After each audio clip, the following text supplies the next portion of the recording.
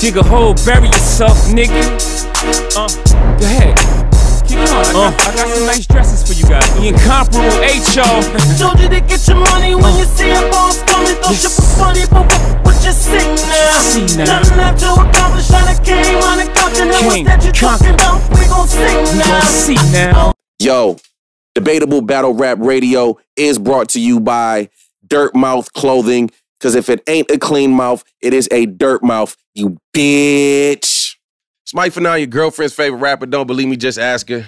Welcome to Debatable Battle Rap Radio. We in the motherfucking building. Me and my guy at Twitter, Mike. What up? What's going on, man? I might be IG Mike right now. Oh, IG Mike? Yeah, I might go to IG Mike. Eventually, I'm going to have to switch it up. The niggas ain't about to put their hands in my pocket as soon as I try to monetize. Fuck them. Facts. We down here in BOC Studio. Shout out to my guy, Intellect. So we in the building. We got a lot to talk about this week, man. For sure, man. We got a lot to talk about. And we got a special guest here with us, too. Special guest, We have a special guest with us live in the motherfucking Northwest. Murder Ave. Cortez, how you feeling, brother? I'm feeling very good. Very good. Thank you. Man. Thank you for having me. Oh, thank you, bro. We appreciate you. You know what I'm saying? You put on this weekend at the Sky Tier event. Mm-hmm. Cortez versus Patron went down. Yeah, debatable. What was the debate? It was debate if it was a 3-0 or a body bag. Oh, okay. I'm about to say, yo, man, it was no debating. Like, I had the conversation with Patron after and told him, I was like, that wasn't the Patron that I expected.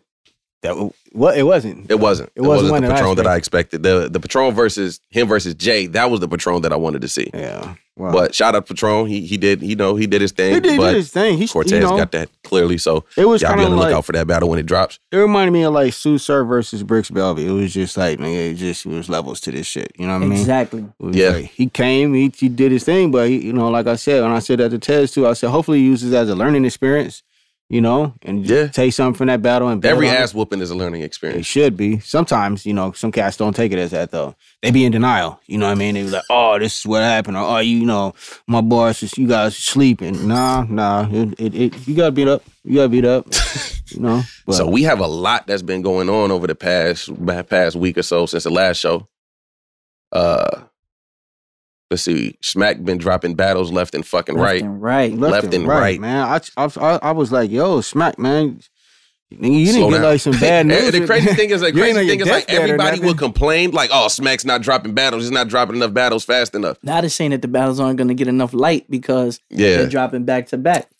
You can't please everybody. Niggas always look for a reason. Niggas always look for a reason to try to complain about something. I was just wondering if he was dying or something like that. I'm like, yo, are you just thinking, is this the last final wish? Like, yo. Nah, I mean, I get it, right? Look, me, somebody that's in the culture, at the level that Smack is at and the level that KOTD is at, I feel, especially from my experiences, me traveling to the different cities, I feel like the certain markets where we were having the big battles at and stuff,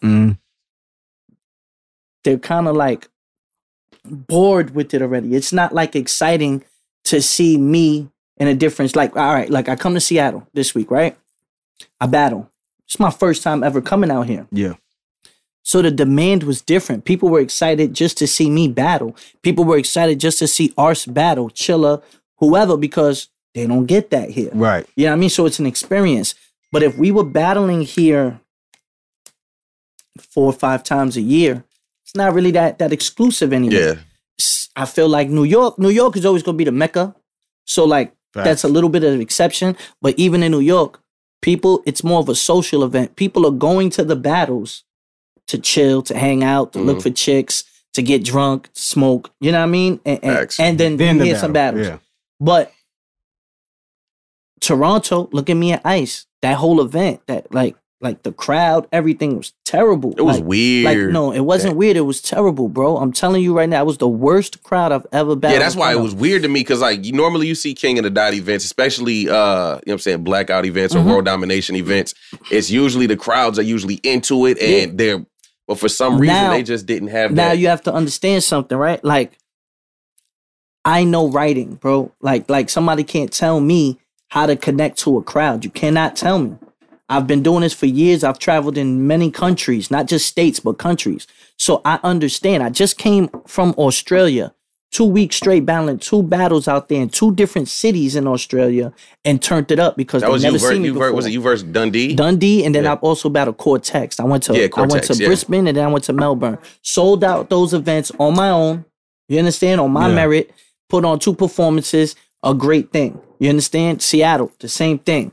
But Toronto, they see me 3-4 times a year. Yeah. I'm not exclusive. Ice is not exclusive. Verb is not exclusive. Clips is not exclusive. DNA is not exclusive. So they're just going there to chill and pregame before they go to the club. And they're not paying attention to the battles. They're getting drunk.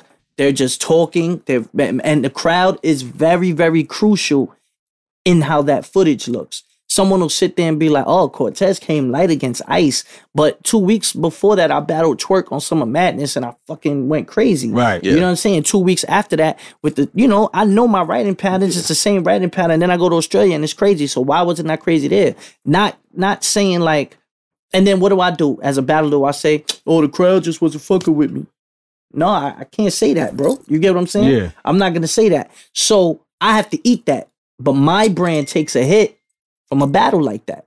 You understand? Yeah. Everyone's brand, oh, that event was trash. Nah, I mean, that event that Cortez headline was terrible. That's a branding aspect. So the leagues now are starting to realize that they have to stop.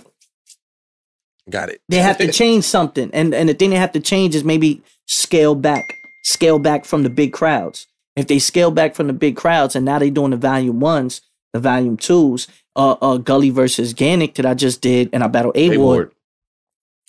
Now these battles are exciting. If you watch those pay-per-views, if you like the volume 1 smack JC and Twerk dropped last night. Yeah. I watched that battle last night. I watched me and A-Ward. I watched Math and Shotty P. These battles are exciting to me. We scaled back so that we didn't have to rely on the crowd because we all can rap. It's not a problem to rap. But when you have so many outside factors that can jeopardize your footage, it's not good. So I think the leagues now are sitting there saying, yo, you know what? We might have to scale back from these big venues and let's drive the people to the pay-per-view. Yeah. So how do you drive people to the pay-per-view? Make the event exclusive. Smack is not going to drop these battles. No. Smack is going to hold the battles and just for wait 3-4 months and be like, you ain't get the pay-per-view? That's not my problem. Yeah. Shit, you understand? And that's why he's not dropping the battles. He's like, I'm trying to encourage you guys to go buy that pay-per-view. Because if he can make his money off the pay-per-view, then they don't have to worry about the door money as much per se. Then battles can keep happening. We could do a lot more battles like that, to be honest with you. Yeah. Because we can move at a way a faster pace. And then you might only have World Dom, Blackout, Summer Madness, and Gnome. And there will be the only times the people get to see us. And then when we come out, we're down there more excited to see us. That makes more sense. That makes way more sense. But it's gonna take a year. It's kind of like when wrestling had that. Like before they had like all the little small events, they would have Royal Rumble, WrestleMania, Survivor Series. But then they would tour all year round. You would see the commercials, but they would never televise those wrestling events. Yeah. They'll be like, oh, WWE is coming to Tennessee. At the run, buy your tickets. And every time WWE came to New York, Madison Square Garden, we'd all go see those matches, but those matches would not be on TV. Yep. So we only knew and then we started getting Raw. And it was like, okay. Well, the game changed within your house. That's what changed. Exactly. That's what changed it, because in your house was every month, but then it made you go out and buy the pay-per-view more.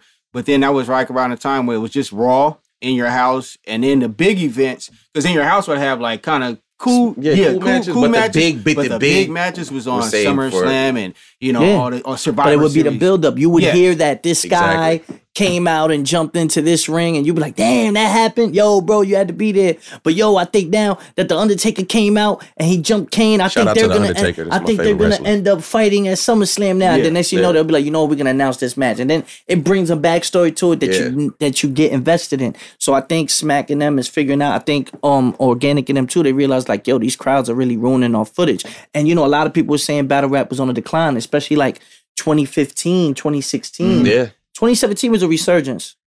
2017 was a resurgence, you know. But the big thing was the Toronto crowd. The Toronto crowd had some issues. Yeah. You understand? So it was like, even Daylight, when I battled Daylight, it was like, okay, right, it was cool, but it wasn't like crazy. Especially it wasn't what we're used to seeing from King of the Dot crowd. No, if you watch me in Holland, Blackout 2, that crowd. If you watch that crowd, and there was 13 battles on that card that day, and all those battles on Blackout 2 were fire. Like people are energized and all because they never saw us before. I just think they're really used to us. You know, we're big names. And there ain't really like a lot of up and comers that are taking our seats. It's not rotating. What year was that battle? You and Holland? 2012. 2012. So that was before. Was that before or after Summer Madness? It was before. It was before. Oh, Summer Madness 1? No, it was in between Summer Madness 1. Summer Madness 1 was 2011. Yeah, so Summer Madness before 2 Summer was Madness 2012. 2? Yeah, it was before Summer Madness. But I battled. So you technically had the original first like real talk to him third round. Yeah. Before Lux had his. Only one. Yeah. Let me tell you something. In 2012, let me tell you this, right? I say Math because Math's third against Rex, the first URL. That was one of the first real talk third rounds. But that year of 2012, I started off with Hollahan, right? And that battle went viral and everything. A month later, Verb and Hitman and Verb's third round. Yeah. And then after that, in the summer Lux came.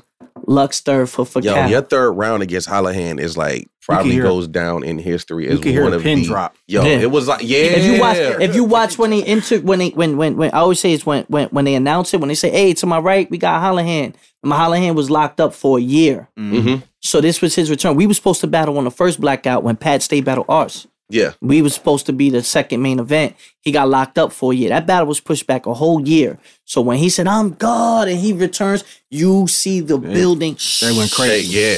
They went crazy. And then I'm like, yo, it's Cortez, Toronto. Yeah. So we're here to see him. Yeah. So then when I started turning up, especially with the third, you understand, I had to build that suspense to be like, yo, all right, what is he going to talk about in this third? You know, and it was just so hitting. It was like Jordan when he pulled back on Russell and iced the game in Utah. It was like so that was like the first time you really broke out that way to the third round. That was the first time. Yeah. That was what man. And it's like you said, nobody knew. PH too. He was with me. He's the only one that was there with me. I'm watching it and I see it, and then nobody knew where this was going. It wasn't. Obviously, nobody knew where this was going. Obviously, it wasn't on pay-per-view, but when I saw it afterwards, I was like, yo they dropped that battle 24 hours later. We battled Saturday night. It was 30 said it dropped Monday morning. Yeah, that's what I didn't even know. But it was going so viral. Yeah. I'm looking at everybody Twitter. talking. I woke up Monday morning. It was out. By the time I got off my plane, that Sunday night. I had a show actually, right? Let me tell you this. Remember, me and Raekwon had issues from the first Ice battle. So I didn't know Raekwon was going to be the host at that battle. I didn't speak to Ray. I didn't speak to him. I did not fuck with him. I didn't even know about that. Yeah, so I felt the way. I was like, yo, man, this nigga already played me once. You feel me? And they wanted that battle to be judged, me and Hollahan. You understand? Yeah. I was like, nah, fuck out of here. Judge Wish I would have did it now, but I was still like, I'm not playing that. And then when they say, oh, we got a special celebrity host for you, and when Raekwon comes out, I'm like, man, these niggas trying to line me up. Yeah. That kind of made me go harder in the battle. Fine. We didn't speak at the event. When I flew in, I had a show. Remember, we had to do the comedy show. Mm-hmm. And we did that. And then we went to SOBs for a hip hop event. And while we're at SOBs, who comes out to perform? Raekwon. Raekwon stops his show and was like, Cortez, come in. And they ran me upstage and they gave me love. He's like, yo, this kid right here, what he did this weekend, crazy. Yo, boy, I respect your sword. And we buried the hatchet. And it was cool, you know what I mean? And then that next morning, when the battle came out. I'm looking at Twitter after it happened. When I seen it, I didn't know that you went back that fast, but I remember when it dropped. So I remember all the promo and shit. And I'm looking at Twitter. I'm like, yo, did he make it out of there? Did they let him? Did he make it out of Toronto? Because them white boys looked upset. They was mad upset. I'm gonna tell you a funny backstory. So I didn't know PH had a show in Buffalo. I didn't know about it. So he already was like, man, I'm only like 2 hours away. I'm driving up there. So he drives. He calls me. I'm in my hotel room alone. None of my dudes got passports, nothing like that. So I'm there alone, just going through my rounds. And I say, you know what, man, let me go get some snacks. Let me go get some shit in the hotel. And when I'm walking, the elevator door opens and Hallahan and Pat stay in the elevator. And they are swole as fuck. This was back when they was on their roids and shit. This is my first time seeing. I never seen no white boys that big before. Outside of the NBA or NFL. This. I was like, oh shit. Like I opened the door, he go boom. I'm like, oh shit. So I'm looking, I'm like, damn, so these niggas are big. So and you know, I already had the racist shit and all that in my head. And I knew what I was gonna say in the third. I was like, I'm probably gonna have to scrap with these dudes. Like I'm putting this in my head. Right. I'm like, all right, boom, I go get my shit. Boom, boom, boom. I go back in my room. I keep rehearsing. Shinox, PH is there. I'm like, yo, shit, yo, what up, bro? Say, and PH got his boy with him. He was a real one, man. PH got his boy with him. If you see there's a dude behind me, he looks like Indian or Spanish or something. He's got a slick back. And then he's tall. So then he's like, yo, man, it's my boy with me. He drove me up here, da-da-da. Yo, man, I'm here for you, my nigga. We here. But as soon as the battle's over, yo, we driving back to New York. I'm like, all right, cool, whatever. So I start, he's like, let me hear your shit. So I spit the third. The nigga PH eyes open up. He's like, yo, Cole, yo, you know we gonna end up scrapping, right? I was like, all right, at least we thinking about the same thing, bro. I said, yo, look, this is what we gonna do, man. As soon as I get to the venue, I'm gonna order mad Coronas. We gonna put the glasses in my back pocket. Yo, I'm telling you, don't throw out your bottles. Yo, and then his boy is like, bro, I'm a 3-time black belt, bro. Don't worry about it, bro. I'll fucking get off at least 3-4 of them motherfuckers on you. Don't worry about it. I said, bro, did you see how big they are, though? He was like, nah. They're looking like the monsters. So when we get to the venue, and he's like, who's the two guys? Because he ain't know nothing about that. He was just there with PH. He's like, yo, cool. Who the two dudes I got to worry about? I was like, that motherfucker right there and that motherfucker right there. He said, God damn, son. Why you battling that fuck? So let me get a beer. I'll take one of them. I'll take one of them. Let me it gets worse. So I go to the bar. Madness is at the bar. Madness always getting drunk. So he's drinking, and this is Canada. So they drink. Oh, yeah. So I'm like, yo, man, let me get this. The guy gives me plastic cups. I'm like, nah, man, I don't like plastic cups, man. I gotta drink out of bottle. He's like, bro, the only thing we serve bottles is Smirnoff Ice. I ain't drinking no Smirnoff Ice. Man, fuck it, man. Let me get 5 Smirnoff Ices right now. Everyone's looking at me like, why is this nigga drinking Smirnoff? This little pussy? Like, what the fuck? Why are you only drinking that? I'm like, I bet y'all don't know. Know what I mean? And then, you know, shit happens. But you know, it all worked out for the good. You know what I mean? Hallahan even made a song about it after that went viral, apologizing and all that. It went on World Star and shit. So, you know what I mean? Like that battle right there. You can't even duplicate moments like that. Nah. You know what I'm saying? And we had a conversation about that before in regards to people paying attention in 2017 to Cortez. And you spoke about it, creating moments, not just winning battles, but creating moments. That's what I think took me long to learn. I know how to win, but you still got to have that James Harden step back that makes everybody, you got to have the highlights. Yeah. You can't just win a game. The Spurs won a lot of games, but they don't really be on Sports Center. They just, the Spurs won again today, 101 to 89. Right. But they don't have any highlights. They'll just go out there and play. You know what I mean? So. You know, but especially in battle rap, it's a little different. You got to have highlights. You got to have that dunk. You got to have that alley-oop. You got to have that step back. You got to have that crossover. And if you do one. And that's what I really learned in 2017. You know, with Daylight, with the third round, just how I broke him down. No one talked to Daylight like that. Prez Mafia, the third round. No one ever talked to Prez Mafia like, and no one talked to the new class like that. Right. You know, even the 2-on-2, me and Math, they thought Nitty and Ill Will was gonna run through us. Yeah, I ain't gonna front. I thought I had them. I had them taking it, but then. And then we won that with the whole Jamaican shit and all that. Like, it made everybody laugh. And then it's moments. You understand? It's moments to where now people are like, man, Cole keeps coming with moments. Like, you feel what I'm saying? The one thing a lot of people remember about me and Ice is me pulling out the picture. More in the third round, because even people say I might have took my foot off the brakes and let Ice get that third. The shit I'm talking about in the third is what everybody's doing right now. Yeah. So I feel like, you know what? The fact that I pointed that out, that people now want to get battles on streaming services and all that, in the end, I am going to be a pinpoint. You know the GPS where you put the pin? Like, boom, this was a turning point in certain things, pointing that out. And I could look back and say that. You understand? Twerk, the cha-cha. Basasa. Like, you know what I mean? Shit like that. Like, it's like, okay, boom. Gotta give them those type of things. You know, and it's working. You know what I mean? And you know, if you give us one, then you're gonna have to give us, you know, that's we almost expecting it from you. Yeah, but that's exactly. I even did it with Patron when I did a little shake and all that. Like, it made everybody like, hey, you know what I mean? Like, it's just you gotta get in your bag, you know, and you know, it might have took me a while to realize it, you know, and it is what it is, but you know, Bernard Hopkins wasn't the champion until he was in his mid-30s, and he went on and became one of the greats until he was in his 40s. You feel what I'm saying? Yeah. So it's like, yo, man, sometimes, you know, age ain't nothing but a number. You know what I'm saying? So it's like, yeah, it might have took me this long to get here, but now, can you get me the fuck out of here?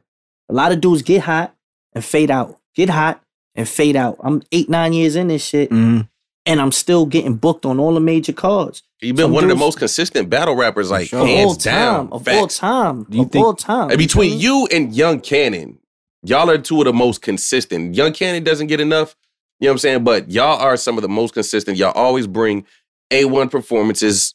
You don't see slip-ups, chokes. Nothing. And Rock. None of that. And Rock. I mean, Rock. Of course, Rock. And Rock, but Rock getting his just due. Rock got his just due. Thing that Rock did that was good, he stayed on URL. You understand? So it was like exclusive. You know what I mean? That was a little exclusive for him. Yeah. A lot of us started going to different leagues, getting different bags. He stayed loyal, so I respect that. You know, sometimes I look at it like, damn, maybe I should have stayed on URL. But I had my own things. Nigga, I was catching bodies on URL and getting vaulted. So I had to get footage somewhere else. You know what I mean? Everybody's path is different. I can't count the next man's pocket, and I'm not gonna count the next man's pocket. Right. But what I am gonna do is make sure that I address whatever needs to be addressed for Cortez, and I make sure that I am going to show up no matter what. Leagues understand that if they book Cortez, I'm getting 3 rounds out of him. And that's so rare for as consistent as I am. You understand? That's so rare that people be like, yo, man, I know he's going to battle Patron. He's got old Red in 2 weeks. Oh, shit, he showed up for Patron? Oh, if that's what he giving Patron, I know he's going to show up in 2 weeks. I'm not gonna drop the ball with that. You feel me? You did the same thing where you battle Ishmula, and then you battle the same day as the 2-2. Yes, the same day as the 2-2. Smoked him. So I already knew. I just was telling Marv the Contrarian that he was, you know, Marv. He was. So, oh man, what about if he come up here and shout out to Marv the Hater. That's my guy. Marv the Hater. Marv the Hater. Marv. I see. You know, he brought that up. I said, nah. One thing about Cortez is he's a consummate professional. You know what I'm saying? He comes from that ilk where he was a part of Grind Time. You know what I mean? Grind Time. You guys was like really working. You guys were on the road. I was like the first really, you know, era of when it was like, yo, we gotta consistently be ready to battle every month. Yeah, be ready to battle, and we don't know who all the time. It's who's ever hot. They have brackets. So now, you think you're just now? Do you think you're getting your full recognition now? Or you think you're still sleepers? Obviously, there's always going to be sleepers. There's always going to be sleepers. I just feel like you have to make sure you're a part of the conversation, whether it's good or bad. You have to be a part of the conversation. You understand? No one talks about the Bobcats. That's facts. That's facts. You know what I'm saying? No one talks about the Bobcats. You might talk about the Clippers, but they're in the conversation. You might talk about the Lakers, but they're in the conversation right now. They got some highlights. They doing what they do. You understand? And then, you know, you start looking at, all right, these guys are working their way up to the Warriors, to the Rockets, to Cleveland, to Boston. You know what I mean? And right now, I feel like Cortez is making sure he's in every conversation. My name is always in every battle. You understand? Whether I'm there or not. People blog about me. People calling me out. And at the end of the day, they can't get me the fuck out of here.